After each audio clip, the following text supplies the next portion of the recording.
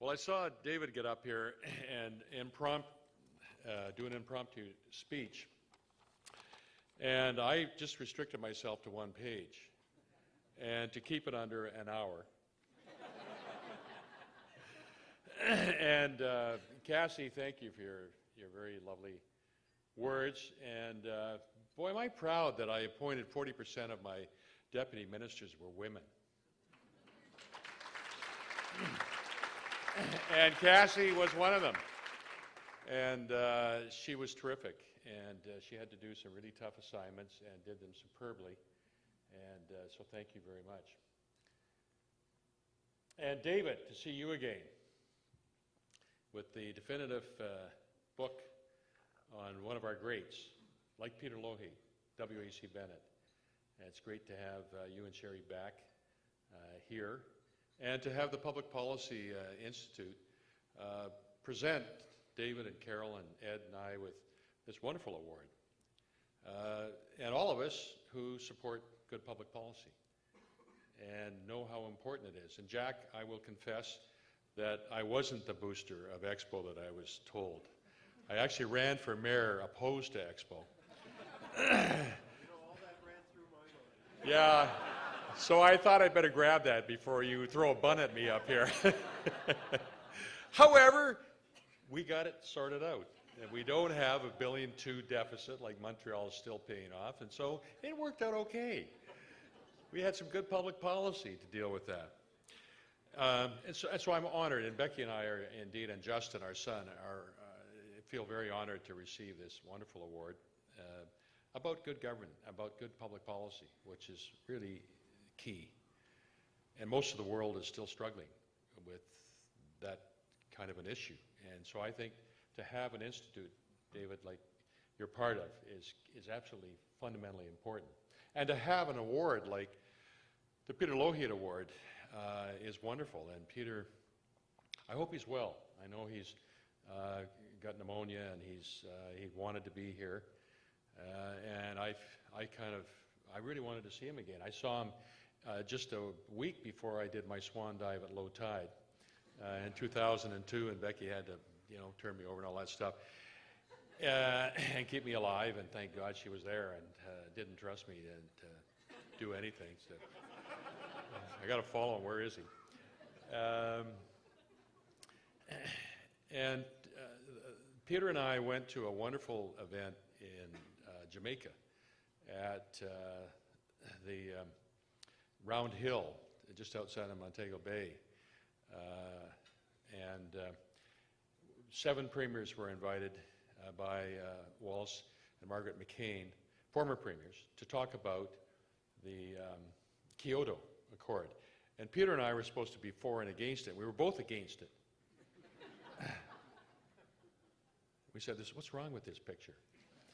And I will not tell you the story about Mike Harris being there wearing dreadlocks, wearing a Bob Marley t-shirt. I promised him I wouldn't tell that story.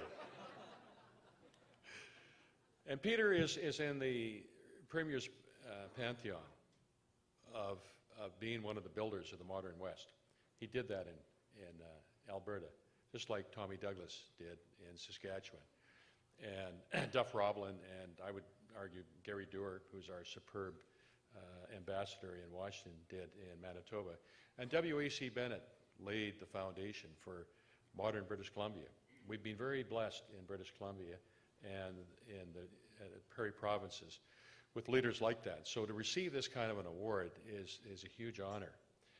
And to have been privileged to be a temporary employee at Vancouver City Hall and then the province for 24 years through 9 elections. Only one more election, dear, I used to say to Becky, and she didn't believe me after a while. And to see what you can accomplish. And I think all of us are very proud of the fact that politics is about making a difference in your community. That's what it boils down to. And all of us really felt strongly about that. And Carol will know the story of Art Phillips's genius in working with Peter Leckie, who was the legendary director of finance in the city of Vancouver, to put together the city's property endowment fund, which is now worth $3 billion plus. which is larger per capita than the Alberta Heritage Fund, based on the land of Vancouver. And we had public sector people like that.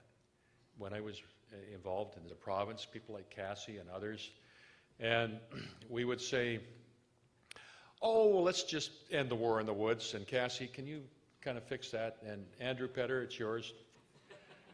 First of all, can you work with Ed to set up a treaty process for the first time? But in your spare time, could you end the war in the woods? And Premier's job's very easy. It's easy if you have good people on your team, like Andrew and Cassie. And I think that's part of the award, is we are honoring public service.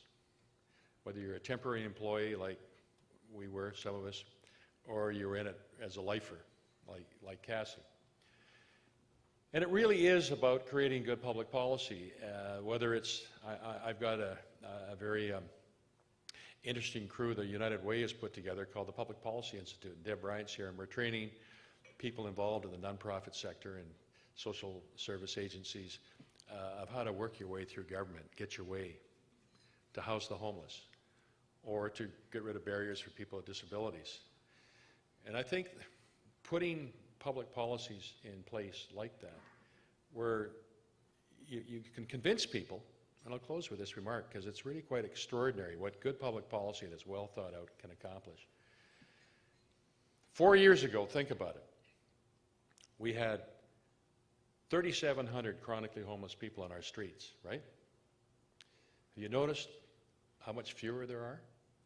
And the reason is because people like Jake Kerr and my kid's boss, John McClernand at Colliers, and people in the private sector like Frank Juster and others said, we're going to raise some money and we're going to leverage city land and provincial dough, and we're going to house the chronically homeless people with supportive housing.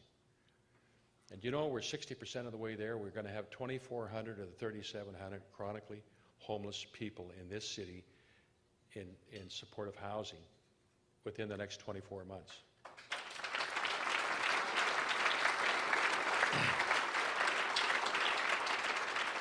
And I predict here, I want to see what the candidates for mayor have to say about this. Not that I'm involved in politics anymore.